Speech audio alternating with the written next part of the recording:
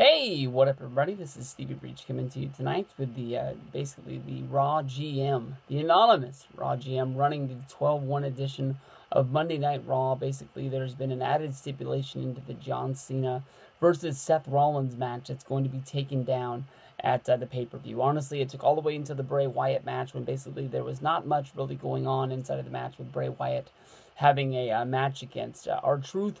When the announcers basically started resetting the show. I think it was just basically the shock of when the GM announced that Seth Rollins was going to be taking on John Cena in a tables match. And all of a sudden I started thinking about why there is any sort of, tables stipulation between these guys. As far as I can remember, none of these guys have used a table in any of their matches. It would make more sense, basically, if you use sort of like the tables match with Rusev, seeing how basically Rusev's splash through the announcers table at Survivor Series is what got him counted out of the match when he tried to do the big splash on Ziggler. He ended up going through the table, and Noble and Mercury weren't able to scoop him up and bring him in there. I know that it looks like Luke Harper and Dolph Ziggler are going to be having their own Intercontinental Championship match, while Rusev is going to be having a match against Jack Swagger, so it doesn't really build into that. But honestly, when it comes down to it, I know that, you want to have a TLC match, a tables match, a ladders match, and a chairs match. I've been on this year-long conquest to get rid of the Hell in a Cell, TLC, get rid of these, because basically you just set yourself up for disappointment, not being able to fulfill these matches and not being able to get it done. Like when we did Hell in a Cell, and it basically came down to, this year it came down to Ambrose and Rollins having a one-on-one match, and that worked. That was something with the Shield breakup that he really got to it. But last year or the year before, basically with the Cena injury, they had to do Ryback versus CM Punk inside of the Hell in a Cell. Two guys that had never had a match against each other. You were trying to get them into some sort of bloodthirsty blood feud in order to get down and get to it. But the main stipulation that's been added to this by the anonymous Raw general manager is that basically if John Cena is going to lose this match at the TLC pay-per-view, he's going to lose a big one. Much like when he had the TLC match against Dolph Ziggler at the TLC 2012. Basically, he would have lost his Money in the Bank. That was when he was fighting for Ziggler's Money in the Bank, was it? Because he already cashed his in right away.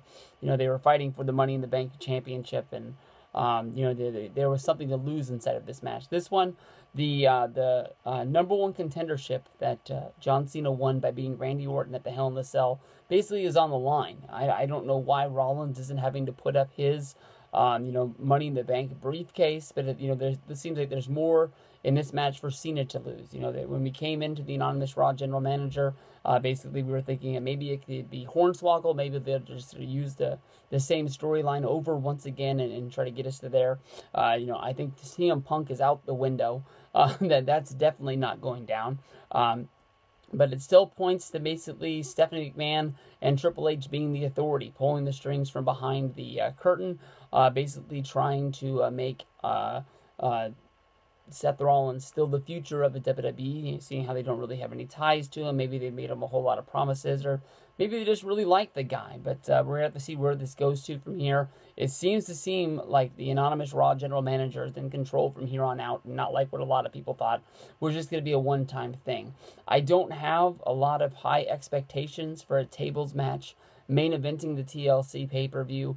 I think a lot of people are going to be thinking that Bray Wyatt versus Dean Ambrose is a match that has a lot of expectations put on it, seeing how that one's going to do. When you also have an undercard of Ryback versus Kane, when you have another match of Harper versus Ziggler, when you have Rowan versus Big Show, matches like this. Last month I was saying the pay-per-view basically didn't seem like it was going to be that great because the main event had all the guys in it while you really didn't have any of an undercard, and here they are actually building an undercard, and this is what I'm tearing apart this time. So I guess beggars can't be choosers. I love the Survivor Series at the end of the day with the Sting debut and the great main event. So I don't know what I'm looking forward to seeing at TLC, but I know it's going to be great, and I know that the WWE Network for $9.99, giving me a great, perfect stream watching this show is going to be 5 stars in my book, so I'm going to be all for it. But your main event is going to be Rollins versus Cena. If Cena doesn't get the job done, he loses the shot at Brock Lesnar whenever he deserves it, or whenever he thinks about showing up. I know that there's rumors that he's going to be on next week's Slammy's Awards show. Maybe he's going to win Slammy of the Year, or the Oh My God moment of the year for beating The Undertaker. But I guess Seth Rollins is going to be the show host. We haven't seen him on Monday Night Raw, I don't think, since being the first ever Raw GM or guest Raw host, whatever they called them back in the day. And he had that great match getting involved in the main event. I thought he was a great way to kick off having guest hosts back in the day. When he came on to support his, I don't think he had a movie at the time. I think it was just to talk about Robot Chicken. But he ended up, getting in the ring and wrestling, and it actually worked. And then from there on out, it was ZZ Top, and I can't think of any other ones that really sucked. But it was what it was, and we lived through it in 2010 and 2011.